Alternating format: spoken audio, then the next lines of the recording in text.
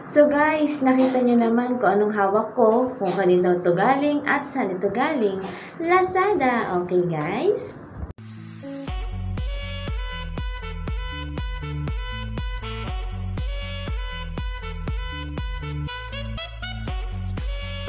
So yan guys, meron akong nakuhang parcel for my cellphone na naman, book type na casing. Samahan niyo ako guys ha, at ating i-haul, unbox or whatever ang Lazada. Thanks! Ayan guys, as you can see, meron akong parcel.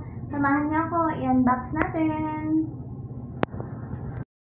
So, ayan guys, bubuksan ko na yung parcel na nakuha ko o binili ko sa Lazada. Kumuha ako ng gunting guys ha, para syempre mabuksan kasi ang hirap niyang buksan kung kamay ko lang ang gagamitin ko. Medyo madikit kasi siya. So, ayan guys, bubuksan ko na yung aking phone case na binili for my phone na Infinix. Actually guys, bumili ako ng book type na phone case para sa aking cellphone kasi nga, gusto ko, minsan dala ko na rin ang aking pera or ang aking mga cards. May ipit kasi siya dito. Nakakatuwa siya guys kasi mura ko lang siya nakuha. Nasa 100 plus lang siya sa Lazada.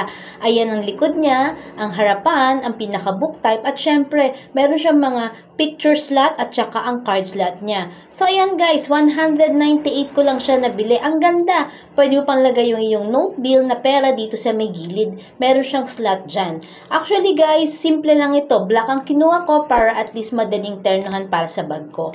So again guys, samahan niyo ulit ako sa mga susunod ko pang vlog.